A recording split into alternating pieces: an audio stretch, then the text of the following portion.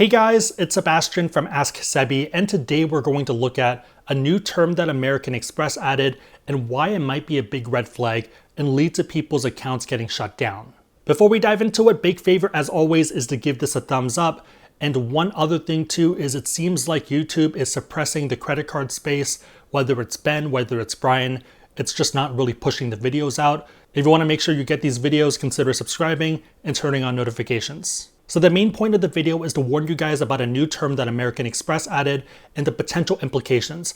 I am someone that looks into things a bit more, so maybe I'm going a bit crazy here, but I would rather be safe than sorry. If you look into your most recent statement, you're going to see one thing added. Effective January 15th, 2021, we're updating this subsection to add precious metal coins and bullion to the definition of cash advance in your card member agreement. So that sounds like a pretty small thing, and why is that even a big deal? The reason is because this has a lot of implications. The first one, and the potential one, is that American Express is worried about defaults.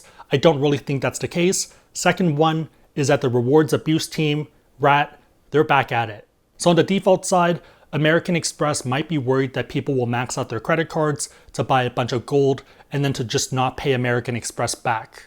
Ironically, this is a pretty common strategy that I've seen recommended within some circles of YouTube, so maybe that's why they're not recommending credit card videos. So that type of behavior is always a risk, especially with synthetic identities, fraud, and maybe people accidentally doing it. The reason I don't think it's that though is because American Express, in terms of their marketing, is doing the exact opposite. So what they're doing right now is they're doing a head-to-head fight with Chase and they're clawing at the market. If you're someone that's been watching any videos in the last 2 months, you'll notice that they're doing aggressive pushes with new intro bonus, with higher intro bonuses, sometimes offers that we've never seen before in order to entice people to sign up for cards. If they were worried about defaults, they probably wouldn't be doing this because they would actually rather have less people and less new people who might be higher risk than bringing in a bunch of people. To put it into perspective, it wouldn't surprise me if American Express offered you a $50 or $100 gift card or credit on your account for you to cancel your Chase Sapphire Reserve card. They're not doing this because I'm expecting this in the comments, but this is how aggressive both sides have been. So if it's not fraud, why would they add this as a term, and why is it a big deal for us? So if the rise of points and the value of them, what we've seen within banks as well as airline groups and probably hotel groups at some point is divisions and teams within them. The two big culprits here are going to be American Express as well as American Airlines, creating dedicated teams in order to shut people down. For American Express, this is known as the rewards abuse team, and what they're looking for is reasons to shut down people who are not profitable. So it sounds like the points are booming again, we're way back up here, we're partying, and that's why this team is back. Maybe I'm overreacting, but if you look at the intro bonuses, some of these are historic highs and it just doesn't seem sustainable. Even in terms of the new Bonvoy cards, they're giving you platinum status and that just seems too good. Okay, cool, that makes sense, but why are they adding specifically precious metal coins? I think there was a trigger event and that's going to be the mint selling very, very, very rare coins, specifically the palladium ones. So this was a $3,000 coin that sold out pretty quickly and it retails on the secondary market for $3,500. Even outside of that, we had some buying groups guaranteeing people a return. You buy it for us, we'll give you $3,050, so you make $50. For that group, the reason they would do something like that is because they want to get a substantial share of it. So imagine if there were only 10,000 of these bottles, they're trying to buy 1, 2, 5,000 bottles to make sure they have control of the market. When you control the market, you can set the secondary price, and there's a lot of interesting things you can do. So I think that event ended up driving American Express to look into this a bit more and to be concerned about this and just to not give people points. Looking at American Express's financial statements, you can see that they make most of their money from people spending money on their cards, so this is going to be swipe fees, and rewards end up being a pretty big chunk of the cost. Resellers are typically not a good fit for them because yes, you have very high swipes, but you're probably very strategic and you're probably costing them more money. Their dream person is the very successful and rich businessman who doesn't really care about the points too much, but they want an American Express card, they spend a lot of money on it, and they're not too worried about redeeming the points. If you are someone new here, you probably think I hate American Express, and that's not the case. It's more so the fact that I'm scared of them. So to me, American Express if you're someone who's ever watched a drama or something, or just watched TV, they're the very attractive girl or boy who probably comes from a rich family, who's successful and everything else you think of. But at the same time, they are extremely vengeful and they're very quick to act if you do anything that pisses them off. They're either a daydream or a nightmare. On a side note, if you are someone that wants to learn about American Express or any other issuers' cards, a very easy way to support the channel would be to use the links down below or the ones on our website, AskSebby.com. Just make sure that you're following the rules and you're not pissing them off and that they're not going to... Easy way to support the channel, and thank you guys in advance. This is how I feel. So with something like this, what's the best and worst case? Best case, they just treat it as a cash advance and they don't do anything super punitively. Even on that end though, it's still not a good time, especially if you don't watch these videos and this comes up to you as a surprise. I would assume that the 99% of people who have American Express cards don't read through their statement and they're not watching a video like this, and anyone who ends up buying a metal coin or something can get hit with this. So looking into the terms, the cash advance charges are going to be the greater of $10 or 5%. So if we use the $3,000 mint coin as an example, 5% is going to be $150.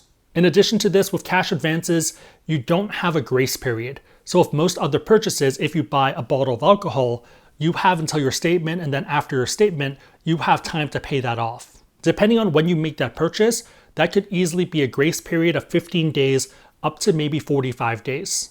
If you buy it at the beginning of the statement, then obviously you have more time. If you buy it closer to the end, then less time. The APR for cash advance fees is about 25% as of October 20th, 2020. My biggest fear right now is that American Express ends up taking this to the next level and they treat other things as cash equivalent, and I'll talk more about that towards the end. Level 2 of this is the same as level 1, but they look for opportunities to shut down people they don't like. Imagine if you're jaywalking, oftentimes people don't really care about that, but this might be their excuse to look more into your account.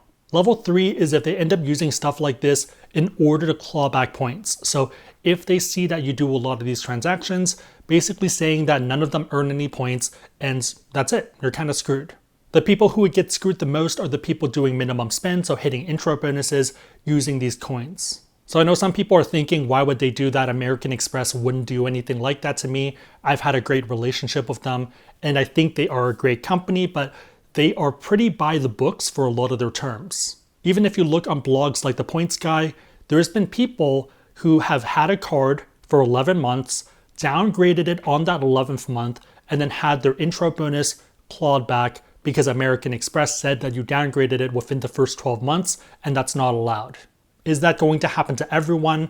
Probably not, but I wouldn't put yourself in a position for that to happen to you. And that's also one of the reasons I tell people not to downgrade until they hit that 12th month.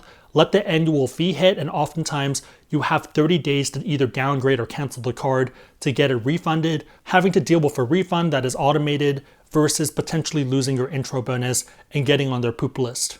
I don't think I mentioned this, but the reason they have the right to not give you a bonus here would be because it's in their terms. The following do not count for intro bonuses: person-to-person payments, gift cards, and purchases of other cash equivalents. American Express is outright telling you that precious metal coins is considered cash equivalent. On a side note, if you are looking for other ways to hit these intro bonuses minimum spends that American Express seems to be fine with, I would look into plastic. They're offering $1,500 in fee-free dollars, so money that you are sending that you're not paying a fee for after you send $5,000. You can do this for residential rents, daycare, tuition payments, and also a bunch of taxes. So if you have property taxes, if you have a side business and you have to make estimated tax payments, then this is a pretty good thing to look into. Referral link is going to be down below if you want to check it out and supports the channel. Level 4 of this is dealing with the bonus pop-up. So this is when you are not eligible for a bonus when you try to apply. So they'll approve you, they'll give you the card, but you don't get a bonus. American Express typically does this for people they don't feel are profitable. So we see this oftentimes of people who are low spenders, people who have something like the Blue Cash Everyday or the Everyday card who've got it early on in the early game. They don't really spend too much on it. And now when they are trying to move into this American Express setup, they're no longer eligible for bonuses. Level 5 of this is if they decide to shut down people's accounts and then to blacklist them long term. So before all this 2020 stuff happened, we did see 2 or 3 different waves of shutdowns related to this for people who referred themselves, so self-referrals for credit cards, and that was a big red flag for them.